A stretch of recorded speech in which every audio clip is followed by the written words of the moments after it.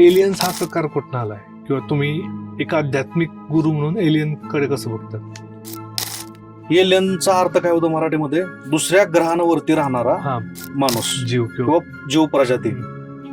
करता शास्त्रज्ञ लोक रात्रंदिवस याच्या पाठीमागे लागलेले आहेत की आपल्याला दुसरे काय सिग्नल दुसऱ्या युनिव्हर्स मधून ब्रह्मांडामधून कुठून काय मिळतंय का. मिळतंय. पण ते सहजासहजी भेटत नाही. अचानक कुठून तर बातमी येते की या ठिकाणी उडती तबकडे आपल्याला पाहायला भेटली. युएफओ आपण त्याला म्हणतो. आपलं जे आहे ते पृथ्वी लोक आहे. पृथ्वी लोकाच्या वरती आणि खाली वेगवेगळी लोक सांगितलेली आहेत. आपल्या खाली बघायला गेलं तर पाताळ लोक, सतलोक, यमलोक, सूर्यलोक, चंद्रलोक अशी वेगवेगळे असंख्य लोक आहेत. हे जे एलियन वगैरे आपण जे काही प्रकार मानतो तर ह्या वेगवेगळ्या डायमेन्शन मधून आलेली दिव्य लोक असावे.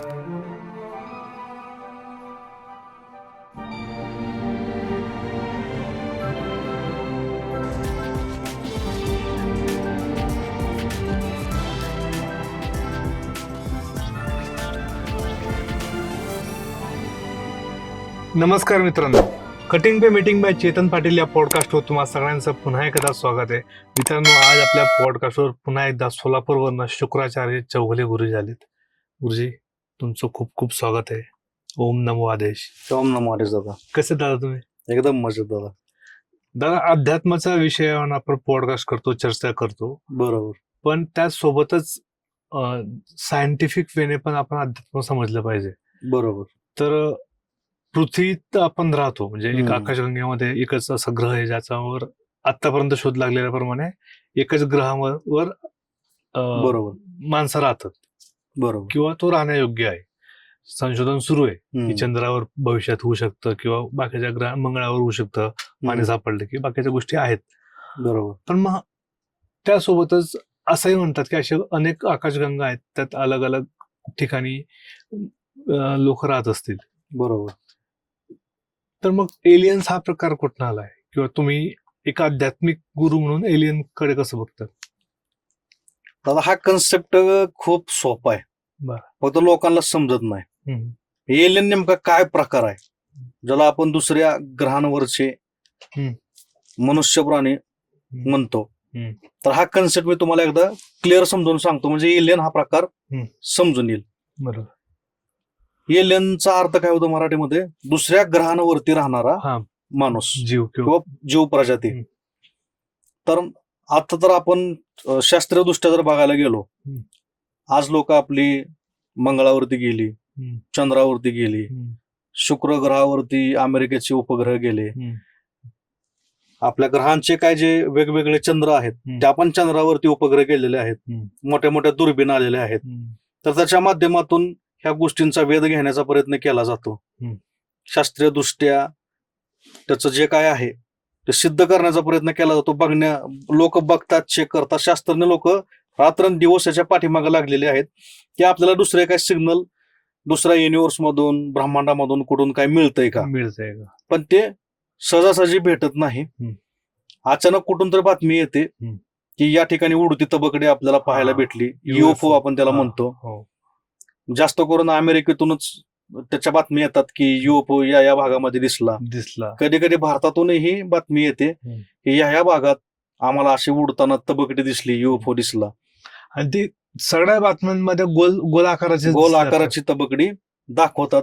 चित्रपटांमध्ये सुद्धा जे काही एलियन्स वरती चित्रपट आलेत त्याच्यामध्ये पण तर ते उडत्या तबकड्याच दाखवलेल्या आहेत.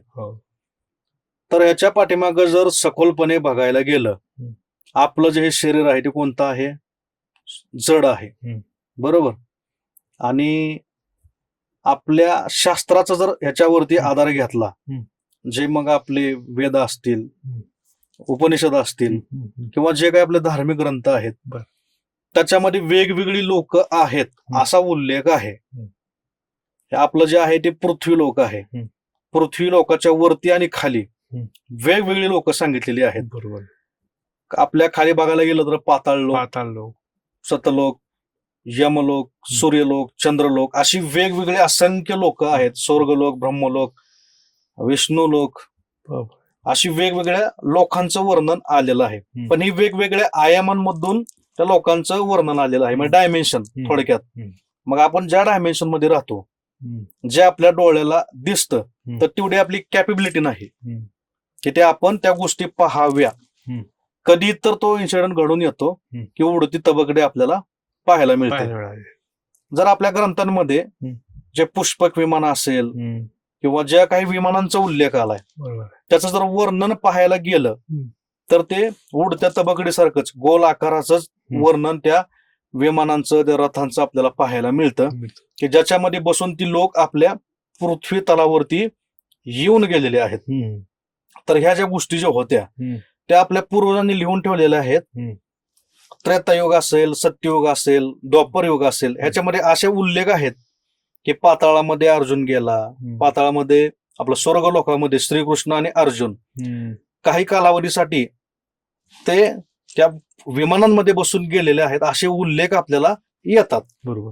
पण ते दृश्यांमध्ये कसं दाखवतात सिरियल वगैरे मध्ये, की रथच आखा घोड्यांसकट उडत वरती गेला, असे आपल्याला पाहायला मिळतं. पण तसं त्याचा जर अर्थ आपण व्यवस्थित लावला तर ते विशिष्ट प्रकारच्या विमानात बसून त्या लोकांमध्ये गेलेले आहेत.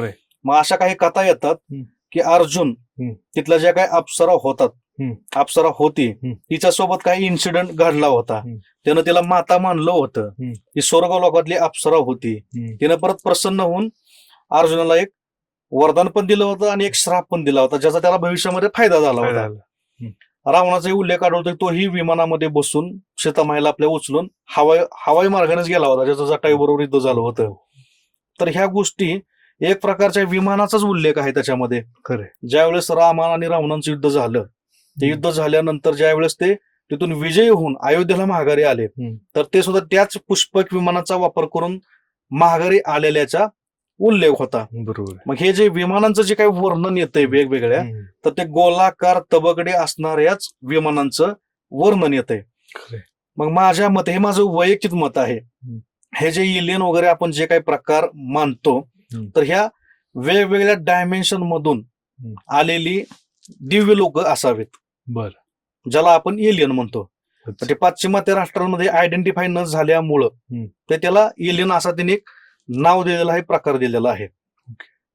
मग भविष्यात तुम्हाला काय वाटतं, ते आपल्यासाठी मित्रासारखे असतील का मग आपल्याला त्यांच्यापासून काही धोका अनुभवू शकतो? सध्या जो काही डाटा व्हायरल झालाय, मग तो इंटरनेटवरती असेल किंवा जे काही समाज माध्यमांमध्ये जो पसरलेला आहे, तर असं म्हणतात की काही गव्हर्नमेंट अशा एलियन नावाच्या प्रजाती सोबत कनेक्टेड आहेत.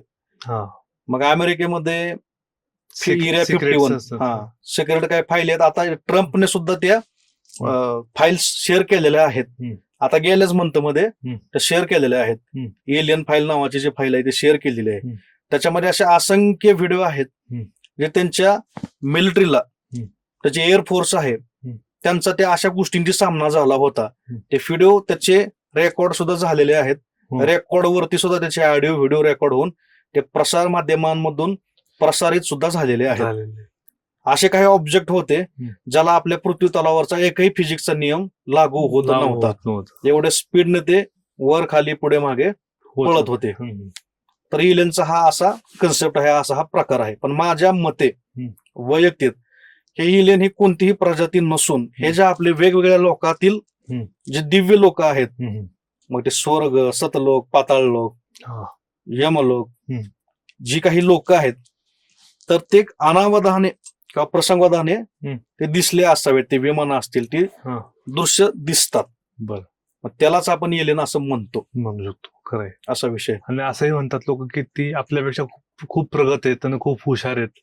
हो. ज्या पद्धतीने ते तुम्ही म्हटले ना, त्यांच्याकडे असे ऑब्जेक्ट्स होते जे ज्याला फिजिक्सचा नियम लागू होत, ते आपल्यापेक्षा खूप पुढे ऍडव्हान्स खूप ऍडव्हान्स आहेत असं म्हणू शकतो. कारण की ते आपल्यापर्यंत पोहोचू शकतात, आपण त्यांच्यापर्यंत जाऊ शकत नाही.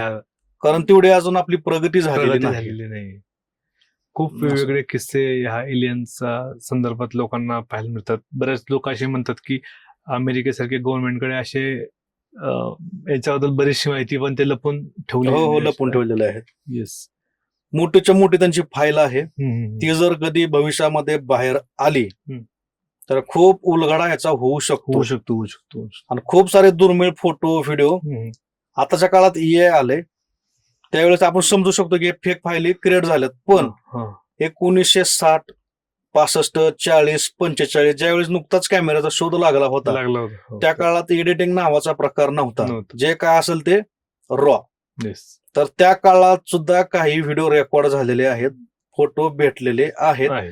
जे ते उडते ऑब्जेक्ट डिटेक्ट करून आयडेंटिफाय केलेले आहेत आणि त्यालाच युएफओ असं नाव दिलेलं आहे नाव दिलं मायबी एखाद्या गव्हर्नमेंटचा काहीतरी त्यांचा वापर करून काहीतरी अजून जगावर राज्य करायचा हेतू असेल म्हणून त्यांनी ते अजून सिक्रेट वगैरे ठेवले कारण शेवटी अमेरिका म्हटलं तर ते कूटनीतीमध्ये जरा जास्तच पुढे बरोबर तर असं होऊ शकतं तुमच्याकडे सुद्धा अशी काही माहिती असेल की एलियन्स बद्दल किंवा तुम्हाला इंटरेस्ट असेल तर डेफिनेटली तुम्ही येऊन आपल्या पॉडकास्टवर गप्पा मारू शकता असेच इंटरेस्टिंग टॉपिक पाहण्यासाठी आपल्या चॅनलला लाईक शेअर सबस्क्राईब करायचं विसरू नका आता थँक्यू सो मच तुम्ही इथं आलात आणि अशाच गप्पा आपण परत एकदा करूयात त्यासाठी थँक्यू सो मच ओम नमः धन्यवाद